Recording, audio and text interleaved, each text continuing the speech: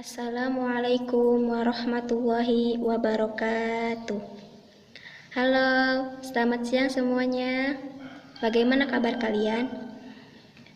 Perkenalkan, nama saya Ani Yunita Ababil. Saya dari jurusan Pendidikan Bahasa Arab semester 6 kelas B. Nah, saya di sini ingin menjelaskan tentang apa sih tugas-tugas guru pada pra pembelajaran, pelaksanaan pembelajaran, dan pasca pembelajaran ya. Nah, di sini saya mendapatkan materi ya. Pada tugas guru pada pra pembelajaran itu ada 7 tahap ternyata. Nah, yang pertama itu menciptakan sikap dan suasana kelas yang menarik. Nah, maksudnya itu kita sebelum memasuki pembelajaran, kita harus membuat suasana kelas itu menarik dulu supaya siswa itu tidak merasa tegang atau ketakutan gitu ya, atau maksudnya kaku gitu. Nah, seperti caranya itu seperti dengan memberikan yel-yel atau bernyanyi bersama-sama gitu. Nah, lalu yang kedua itu memeriksa kehadiran siswa atau dikenal dengan mengabsen ya. Nah, apa sih manfaatnya itu untuk mengabsen itu? Yaitu untuk mendisiplinkan siswa dalam pembelajaran ya, dalam mengikuti pembelajaran. Nah, lalu yang ketiga itu menciptakan kesiapan belajar siswa. Nah, maksudnya itu agar membantu atau membimbing siswa dalam mempersiapkan fasilitas dan sumber belajar yang digunakan. Nah, jadi di sini kita harus mempersiapkan sumber-sumber pembelajaran atau fasilitasnya yang akan kita gunakan dalam pembelajaran itu supaya pembelajaran itu mendapatkan hasil belajar yang baik ya. Lalu yang keempat, menciptakan suasana belajar yang demokratis. Nah, apa sih maksudnya? Yaitu seperti mengajukan pertanyaan-pertanyaan pada siswa. Misalnya kita bertanya misalnya biasanya kalau di awal-awal pembelajaran itu, misalnya baru semester awal ya, biasanya kita memperkenalkan diri dulu gitu ya, supaya kita saling mengenal dulu satu sama lain ya, Pak siswa dengan guru gitu. Lalu yang kelima itu membangkitkan motivasi dan perhatian siswa. Nah, penting ya ini juga ya sebenarnya. Kita harus memberikan motivasi kepada siswa agar siswa itu mencintai atau menyukai pelajaran yang akan kita pelajari seperti pelajaran bahasa Arab ya. Kita harus memberikan motivasi bahwa pelajaran bahasa Arab itu penting dan juga banyak keuntungan mempelajari bahasa Arab gitu. Lalu yang keenam itu membuat kaitan. Maksudnya itu membuat kaitan itu, jadi kita sebagai guru harus memberikan kepada siswa bahwa misalnya gini, yaitu membuat kaitan itu maksudnya itu dikaitkan dengan pengalaman siswa gitu. Misalnya kita di sini akan memasuki, misalnya pembelajaran hari ini kita akan memasuki materi tentang hobi ya, hobi atau hiwayah. Nah, kita harus meminta siswa gitu untuk mengutarakan pengalaman atau hobinya dia gitu, hobinya si siswa itu ya.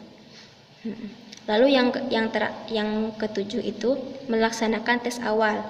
Nah, ini maksudnya tes awal itu kita juga bisa melaksanakan tesnya di awal ya. Di sini manfaatnya itu untuk mengukur kemampuan si siswanya gitu. Jadi kemampuan siswanya itu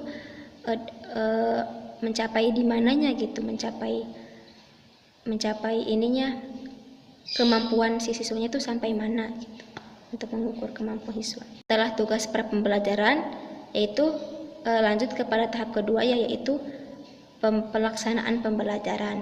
Nah, di sini pada tahap pelaksanaan pembelajaran itu ada 5 tahap. Yang pertama itu guru menyampaikan tujuan pembelajaran. Nah, jadi sebelum kita menyampaikan materi, kita menyampaikan tujuan pembelajarannya dulu. Jadi pasti di setiap materi itu ada tujuannya ya.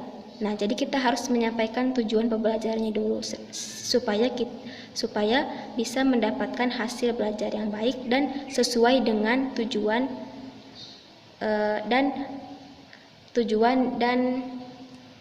apa sih bisa dan materi itu bisa didapatkan oleh siswa gitu, atau dipahami oleh siswa gitu. Lalu yang kedua itu, guru perlu yakin betul materi-materi dasar yang akan dibahas atau yang akan dipelajari ya. Nah, jadi kita harus yakin dulu bahwa si siswa itu bisa dasar-dasar bisa memahami dasar-dasarnya dulu, dasar-dasar pembelajarannya itu seperti kayak kosakatanya dulu ya. Misalnya intinya kita sebelum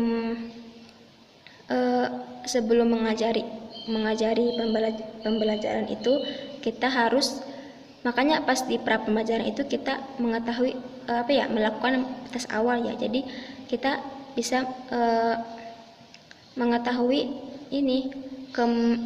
sampai mana kemampuan si siswa itu. Nah, lalu yang ketiga itu, guru menyajikan materi sesuai dengan tujuan yang ingin dicapai.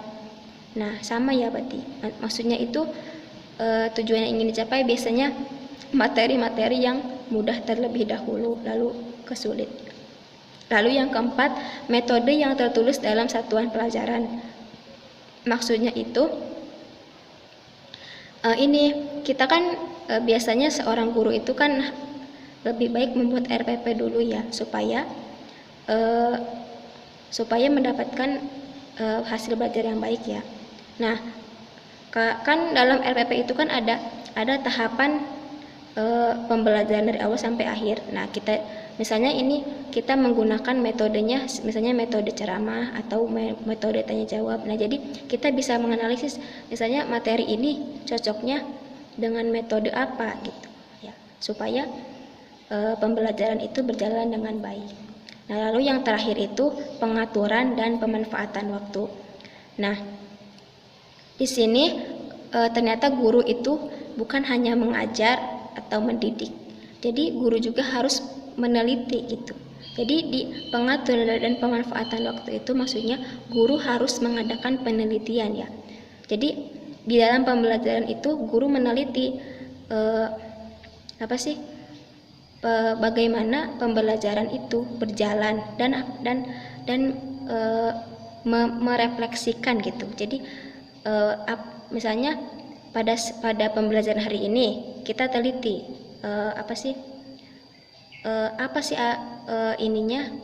pembelajarannya apa saja. Nah, jika ada kekurangan kita bisa memperbaikinya untuk pertemuan atau pembelajaran selanjutnya gitu ya. Lalu untuk terakhir yaitu tugas guru pada pasca pembelajaran atau akhir pembelajaran ya. Nah, di sini untuk pada tahap pasca pembelajaran itu ada 5 tahapan. Yang pertama itu melaksanakan penilaian akhir atau disebut dengan tes akhir gitu. Jadi di sini biasanya guru melakukan tes akhir atau evaluasi itu biasanya evaluasi. Nah, yaitu untuk mengetahui sejauh mana kemampuan siswa setelah mengikuti pelajaran. Nah, lalu yang kedua yaitu mengkaji hasil penilaian akhir. Nah, di sini guru menilai atau meneliti apakah siswa ini apakah hasil belajar ini sesuai dengan tujuan pembelajaran itu. Lalu yang ketiga itu melaksanakan kegiatan tindak lanjut pembelajaran. Nah, biasanya ini diberikan tugas di luar pelajaran ya. Biasanya dengan memberikan PR atau tugas-tugas untuk dikerjakan di dalam rumah ya. Atau juga bisa dengan menjelaskan kembali pelajaran yang si siswa itu merasa sulit gitu. Biasanya bisa diisi dengan itu juga. Nah, lalu yang keempat itu mengemukakan tentang topik yang akan dibahas pada pertemuan mendatang gitu. Ya, itu biasanya dibahas di pasca pembelajaran ya. Jadi misalnya pertemuan akhir gitu, pertemuan pada akhir gitu. Nah, kita biasanya mengasih tahu dulu apa sih materi apa yang akan di pertemuan selanjutnya, supaya kan si siswa bisa belajar di rumah gitu, sedikit lah gitulah ya. Lalu yang terakhir itu menutup kegiatan pembelajaran. Nah, di sini setelah guru selesai dengan menjalankan proses pembelajaran, biasanya ditutup dengan doa. Nah, ya mungkin cukup sekian yang dapat saya sampaikan, kurang lebihnya saya mohon maaf. Wabillahi taufiq wal hidayah. Wassalamualaikum warahmatullahi wabarakatuh.